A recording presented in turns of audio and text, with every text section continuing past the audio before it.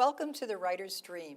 The Writer's Dream is a show where authors can talk about how they write their books, how they publish their books, and how they market their books. The Writer's Dream appears on Facebook. Please like us on Facebook, and if you have any questions, you can ask us through Facebook. We are also on YouTube. All of the Writer's Dream shows are there. If you are an author and you'd like to be on the Writer's Dream, please contact me through the Facebook page.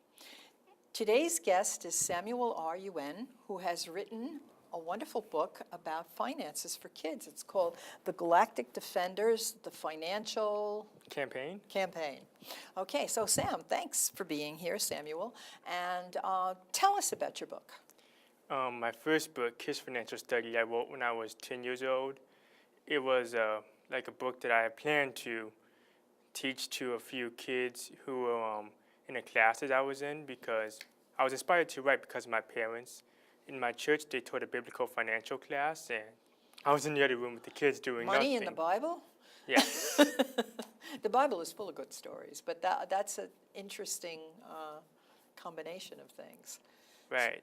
So what's the Galactic Defenders book like?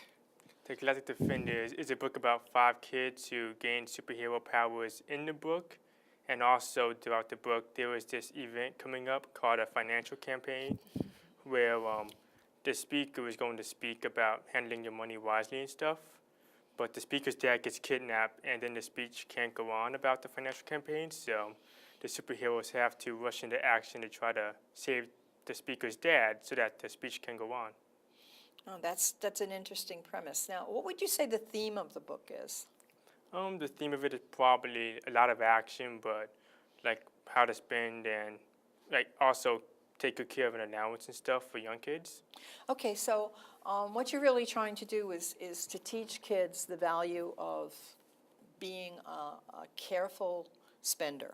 Yes. Okay, and because you wrote this book when you were 10 and then 12, you really have a hook into what goes on in kids' minds about money. Right. So what do you think your contemporaries, now you're 16 now, what do you think kids really think about money?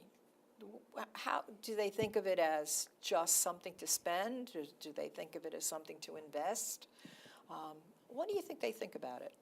I think they think about it as, I think some of them know that they have to not spend it all at once, but I think like investing is very important, especially in these days. So I try to tell kids how important that is, and how it's also good to save some of it away for like emergency times, and also to even give some to charities and stuff, because there's good things you can do with your money as well. Right. Originally you said to me about the Bible. Can you tell me about what stories in the Bible link up to finance and how that inspired you? There are a few, but one I used in, I believe, chapter 7 of my first book, Kids Financial Study, was the story of Ananias and Sapphira, where they were asked to, they weren't asked, they decided to give a donation of money to the church by selling their mortgage house. Mm-hmm. But they did not give the full amount of the money, and they were dishonest in giving the full amount. So the moral of that was to be honest with your money, and be honest when you tell people your numbers and stuff, because it's important to take care of your money wisely and also tell the truth about it as well. Yes, well, there is a saying, honesty is the best policy. Right. And it basically points to business, the business world. And I think from my own experiences, and you can tell me about yours, that if you're not honest in business, what happens to you? Well, you lose customers, first of all, and then you get a bad name. My mom always told me that your name is one of the most important things that you have, and you got to keep it good, because one mistake can change your name and your word for life. So it's always important to keep your name and what you say, like, really down pat and well. Right, but people don't trust you. You've lost your business. And today, of course, with the internet, those kinds of things where you're dishonest can spread very rapidly. Yes. And your name is mud before you know it. Right. Why did you focus on the aspect of responsible spending? Why talk about spending money? I mean, you were so young when you did this. I don't know too many 10 or 12-year-olds who really even think about money, perhaps not even beyond getting an allowance. So why did you go to that particular area of, I know you're very faith-based, and why spending? Why not something like smoking or drinking or sexual behavior or something like, why spending? There's so many aspects of life that kids really need direction in. So why spending? Well, I chose to talk about spending because obviously I've seen few examples as a result of my parents' teaching and stuff.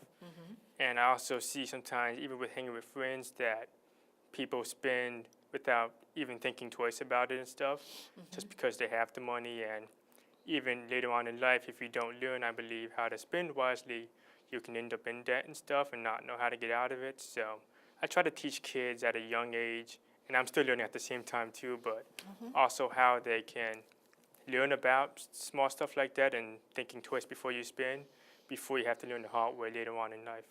Yeah, I like the idea that your tie has money all over it. I'm sure you kind of, you know, thought about that before Yes. you came on the show. Let me see. I have a copy of the chapters in your book, and I'd like to read some of them. Spend wisely, be wise, saving and waiting. It's very hard for young people to wait. Actually, it's very hard for everybody to wait. Can you give us a little bit about a lesson about waiting? Well, I still don't always get it right, but I try my best to learn from past experiences and teach kids about it. And I've had times where I did not wait for something, like small stuff, like games when I was younger. So I would borrow the money and stuff and get into debt that way when I could have just waited an extra week or two to get what I wanted. So Okay, so who did you borrow money from? The bank? Did you get a bank loan? no, I borrowed money from my brother when I was in debt to him, and I think the debt went up like a few days after because I didn't pay him back. So if I would have waited for my allowance, I would have been able to make my purchase without getting into any debt. So Right, the point of I had wait. a brother who used to borrow from me, but I never got paid back. So, I don't know, and really, what did I have to hold over his head? Okay, debt. The next chapter is debt. What kinds of debts can kids, besides owing money to their parents and owing money to their siblings, is there any other kind of debt that kids can get into? Debt, other besides like financial debt, literally. Yeah, no, just basically financial debt. Do you think that kids borrow money from their friends? Yeah, I think they do that with their friends shopping and they want to buy something that they obviously can't afford at that moment, which is why I encourage waiting and stuff. But I think the important thing is, like to say, if you don't have the money for something, you have to wait and you can't purchase it at that time. So it's important to not even have that as an option, in my opinion. So if you had to come up with a plan, if I came to you, let's say I was a 14-year-old girl, and I came to you and said, you know, I've read your book and it's very interesting, and can you give me like the first thing I need to do to get financially stable in my 15-year-old life? I get an allowance of $25 a week, and from that $25 a week, I have to buy my lunch. I have to pay for any little things I need to buy, obviously not clothing, unless it's something special. My mom buys my clothes and, of course, puts a roof over my head and feeds me. And I go to public school, so I don't really have a lot to pay for. What kind of a plan could you give me for these $25? It costs me $2.50 every day for lunch. So that's, what, $12.50 a week? Right. Yeah, so what, that's half my allowance. What should I do with the other half? Well, obviously, it can be a big amount or a small amount, but something I do before I even think about fun stuff I want to spend my money on is put aside something for saving just in case. Like one day your friends call you, I guess, on the spot and say you want to do something and maybe want to do something with them and you didn't plan it, so maybe you don't have money in your spending at the moment, but you can just do it then. But I always recommend taking care of your needs first and what things you will need to get through each day, rather than things which could be just an additional fun thing for a few minutes of your day, because needs are always more important. Do you suggest that, I'm the 15-year-old girl now, do you suggest that I start a bank account in a bank? Yes, when I was very young, I think about 9 or 10, I started putting it like $1 in a week into the bank for savings and to get interest and stuff. It's still in there right now, and I do that sometimes to always have like a little emergency funding. And sometimes my family likes to do for Christmas, we take like a small amount of it each year and buy each other presents and stuff with it. So we like to use it for giving to others, and also for in the future if we never need like emergency cash quick. Right, there used to be, banks used to have this thing called a Christmas club, and you put a certain amount in every week, and you'd use it for your Christmas presents. What about, I want to go to college, and I know my parents can't really afford to send me to pay for the whole thing, but I do know that there's a special bank account that I can open, and it gets a special amount of interest. Do you suggest that I put the money there rather than a savings account? Well, yes, if you plan to go to a college, then I recommend start saving for that. If you know that it might be a little pricey for you in the future, so I recommend starting slow, because starting early, like even with buying your first car, I've heard stories from my parents, people who started really young, even younger than my age of 16 right now, and they're able to buy their own cars with Right. just money they've been saving and not have to worry about taking a loan. Yeah, you're recommending that I put some money away from my car. Yes. Okay, I'm going to go back to Linda Frank, okay, and I'm going to tell you a funny story about that. When I taught high school for a long time, and of course, the car culture was a big part of it. And so you would hear all about the kids taking driver's ed, and I had a study hall, so I listened to the kids' conversations, and they would talk about, okay, taking driver's ed, I took the first driving test, I failed it. I took the second driving test, I failed it. The third one, got my license. Then you would hear about the first time Mommy gave me the car to drive to school. Right. Okay, then you would hear about the first flat tire. Then you would hear about the first fender bender, okay?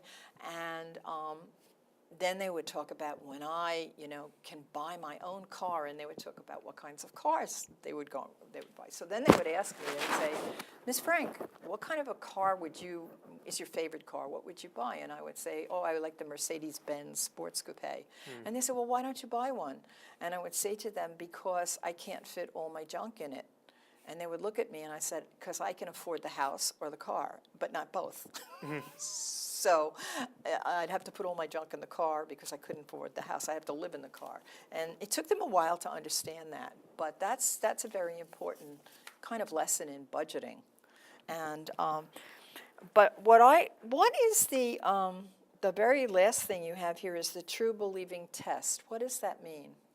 Well, it's kind of like a follow-up to chapters 8 and 9, where I talked about like times in my stories when I didn't always have money for something, and just by waiting it out, not going into debt, having proper faith and stuff, also how money sometimes would come and stuff at the right moments when I needed it, because I did the right thing and did not rush to do any of it or to get money. So I just titled that chapter to explain my last two chapters, and to also give them like a big review on everything they've learned in the book so far. This is sort of like the lilies of the field lesson from the Bible, right? Don't worry about it. Look at the lilies of the field. Yes. God provides everything that you need, so at the right time you'll get the money that you need. So then what is the true believing test? Is that in your life you will notice that things will come to you when you need them?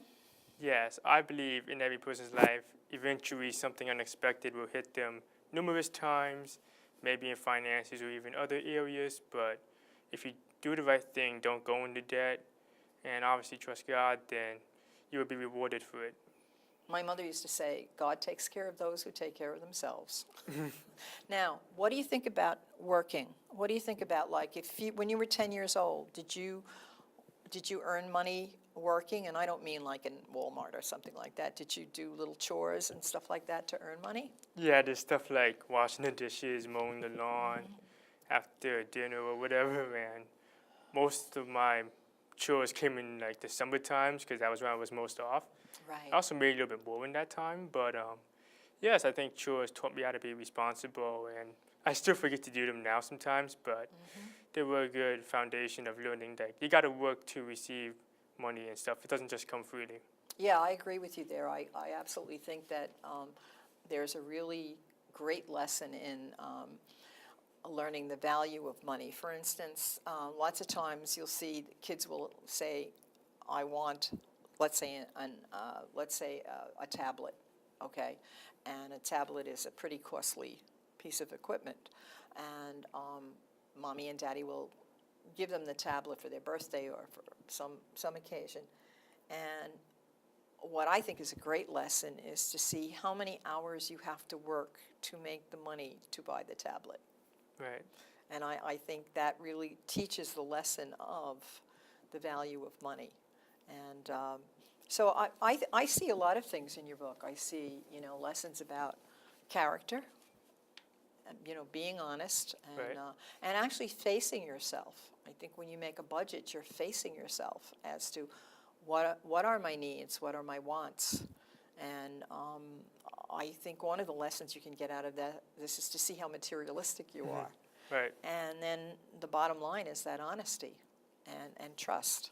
And I think they're all great. I see in one of the articles that I read about you, because there was a beautiful piece about you, it's a press release from Selden, and that you're interested in turning this into a script. Like a movie script one day, yes. So how do you see that? Who's going to be your star? I don't know. Probably I would try to find some people who could portray the character nice and stuff, but I think I would make some of the movies, I hope in the future, about the main characters one at a time. Each one of the 5 siblings individually, but like a movie about each of them. I hope I can do that one day, as well as even a video game perhaps to follow it up. Yeah, I think this lends itself to a really good video app, Right. especially for like younger kids, a money game type of thing.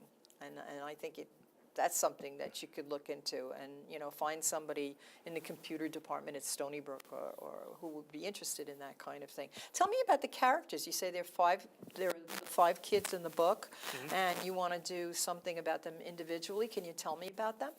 Yes, well, there's 5 characters. There's 3 boys, 2 girls.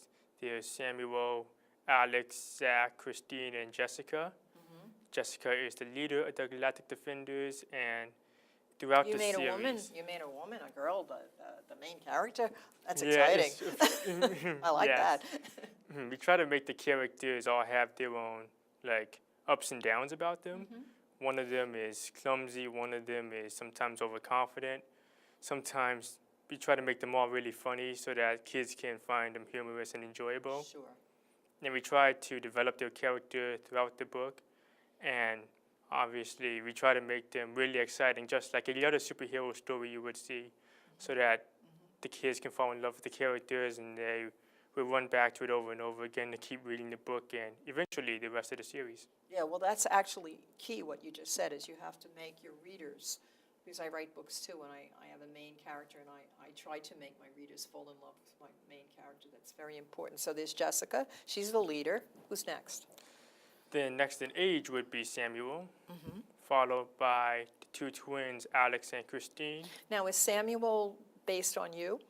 Yes, actually. I used to write parts of that book on paper and just drawings on holidays when I was younger, around 8.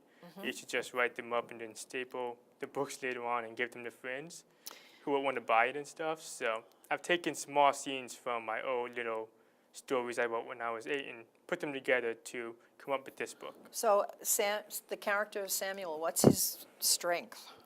His strength is when he fights as a superhero, he uses a lot of, I guess you could say, boxing type combos and stuff.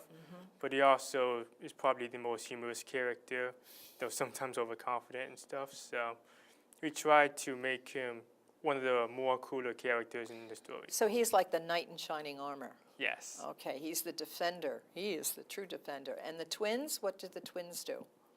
Yes, well, one of the twins, Zach, is sometimes very clumsy and stuff and doesn't always believe in himself. But in the book, he finds out that he is one of the biggest parts of the team. And the whole basis of the story is that you can't do anything not as a team. So they find out how they need each other. Oh, there's a lot of lessons in there. That's very good. And the fifth character? Fifth character is Christine. She is obviously focused on a lot of things like being popular at school, her beauty, and all the other kind of things. Plus, she's a really humorous character as well. But in the story, I tried her relationship with Jessica and stuff, and how sometimes they get along a lot and sometimes they don't always. So you try to develop them and make it that like each person who reads it can have a character which they can relate to, because I think that is how you really win fans of your books. Now, what I find fascinating is that you started this at such an early age, and you really have a very good handle on what's important about characters and plot, and you have a message in your book. How did that all happen? How did that develop? But I noticed that you're home taught, not home teach, but home taught.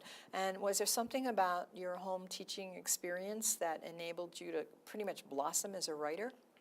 Well, my mom used to write a little bit. She loved to write just as much as me, so I kind of think that carried over to me also, like some of my writing abilities. But being homeschooled is fun by her. She helps me, obviously, with my writings, but with the rest of my schoolwork as well. And sometimes the things I read in some of my classes, I'm like, maybe I could make that relatable in my book somehow. In certain classes, like history, one of my favorite things to do, because I can make a lot of references to a lot of historic, realistic things in the stories. So I try to make it relatable. Those lessons that you're trying to teach, it's important to tie them to history, because there is a saying also, those who fail to learn the lessons of history are doomed to repeat them. Right. And so you can use those lessons and those stories, which are always so interesting, about how people fail to do what you're suggesting to them, and that they got themselves into trouble. So that tie-in is really nice. Do you think that in home teaching you were less distracted and had more time to develop a writing style? Yes, I believe one of the things, there's an advantage is that my mom can help me out, just me sometimes, as well as my brother, instead of being in a class sometimes with 30, 40 other kids and I have to wait, because she's like always there and always able to help me out whenever I need it. And it's a nice experience, but she's also tough on me too, so it's good that I know that I can have fun and stuff with it, but I still have to get proper grades, or else I won't be able to do certain things like sports, or I have to work later on, which takes away from some of my writing time. Right. And all of your siblings are home Yes. taught as well?